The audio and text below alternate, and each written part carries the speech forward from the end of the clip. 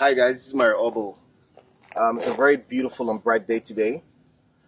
Just in nature, try to feel myself with some inspiration this morning, and I want to talk to our people today on a very, very important subject. I want to talk about sending money back to Africa, sending money back home.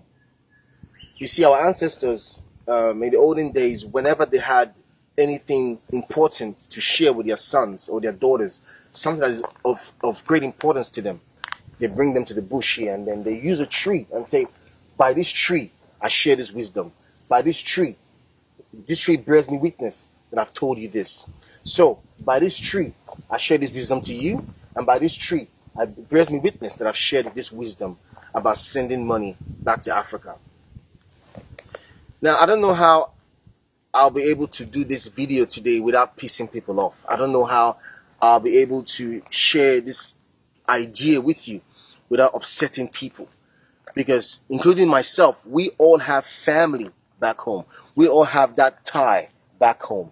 Even those of us who have our nuclear family in this part of the world, we still have one relative, one cousin, one auntie, one in-law, someone that is in Africa that we need to send money to. So if you're currently doing that, if you're currently sending money to your family, I want to use this medium to appreciate you and to thank you, because I know for surety that it's not easy what you're actually doing. But you see, our people back home have a very, very bad mindset, a very bad attitude, and that is they have a bank relationship with their relatives in Western countries. They have a bank relationship whereby that whenever they need money, whenever they need help, that's when they reach out to their family who lives in Western countries. And it's not because they don't have any credit. It's not because they don't have the recharge to call their brothers. Is that it's a mindset, because now we have WhatsApp. Now we have Facebook Messenger. So you can actually just send a text to your brother or sister and say, how are you doing over there? But some of us will never do that until we need money, until they need help. That is when they reach out to their own brothers and sisters to say, help me. Now, this is very, very bad, because the truth is that many of us do not know what your brother or sister in that country is suffering. You have a mindset that once you come here, once you leave here, money is on the street. So whenever you need money, let me call my brother and sister now. That's really, really bad. I was driving past Western Sydney a few weeks ago, where I stopped by to see a friend of mine who I haven't seen in a while. This is about 7 a.m. in the morning. I was around the area and I called him, and he invited me to his house. I stopped by, we had a chat, and I drove back home. It wasn't even up to 1 hour when I returned back to my house that this guy called me and told me that the wife came out of her bedroom, said good morning to him, went to the kitchen to prepare breakfast, and then she collapsed.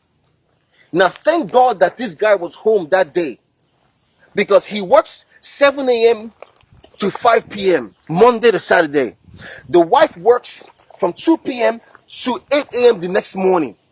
So a husband and wife could be together in the same house and not even see each other for 3 to 4, 5 days. Why is she working like this? Because they support each other here. Then they have to support the family back in Africa. And because of this, she has now been stressed to the point where she fell down. This is just one of the things that are happening. The stress that we go through. Many African people today who are in jail, who have been arrested because of drugs, and who have put their hand into the wrong thing, they came from pressure from home. They came from pressure because of the pressure of sending money, because of this one needs help, because they're trying to play God for everybody. Many of our African people are in prison. Many of our African people have done crime just because they want to sustain family back home. Let me tell you something. If any of your brother or sister sends you $100, let me use $100 as an example.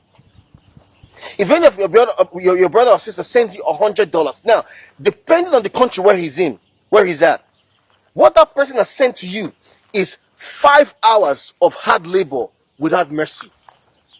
What that person sent to you is 5 hours of come here, idiot, or being stressed out, being racially intimidated, facing stress. He sent you 5 hours of his life. He sent it to you. And some of us don't even bother to even say thank you. We don't even bother to say thank you. We could just be walking on the street and all of a sudden, bang, we get a text message from home. How are you? How are you doing today? How is your family? Please, bros, can you help me with 50,000 naira? I need to support my child for school fees. Out of the blue. And because we get that text message, our relatives, we are now compelled from here to send the money back home. And some of us don't even have the mind to even say thank you to your brother or sister for the help that they've rendered to you. Now, this is a very, very bad mindset that we have that we must change. You know why? Our ancestors told us that anywhere where there's no reciprocity, it is going to die. If you're all about take, and you're not about give, that relationship is going to die. Whether it's father or mother, whether it's husband or wife, whether it's brother or sister, anywhere where only one person is the one giving, and the other one is not giving back something, time, emotions, feelings. Anywhere there's no situation like that, that relationship is going to die. Now, I want to talk to our people who live in Western countries. Let me tell you a very sure way to fail. If you want to live in a Western country for years and achieve nothing, it is sending money back home. If you want to be a man or woman who has lived in the country for more than 10, 15 years with no plot of land, with nothing to account for all of your labor, it is sending money back home. And if you fall today, if anything goes wrong for you in that country, and for some reason you are deported or something bad happens to you, let me tell you, don't be deceived. Your family will not support you. They will tell you, oh, all those years when you were in America, all those years when you were in London, what did you achieve for yourself? They will be telling you that you are nothing to them. Meanwhile, all of your life, you used it to help your family. If you are doing this, I want you to be very wise with yourself. Because we know that we're not going to be young forever. This strength you have now, you're not going to have it forever. So you need to start putting something aside for yourself. Because if you don't help yourself, you cannot help another person. This is just the plain basic truth. How many of us in this country can boast that we have $50,000 in our account? How many of you can boast that every day you wear Gucci, that you wear Prada, you wear nice shoes? We wear shoes here $3.50, $5, $10. But your people back in Africa, they're wearing Gucci, they're wearing Timberland, they're wearing Nike Air, they're wearing good sneakers, they're wearing looking good. They live in better houses more than some of us that live here.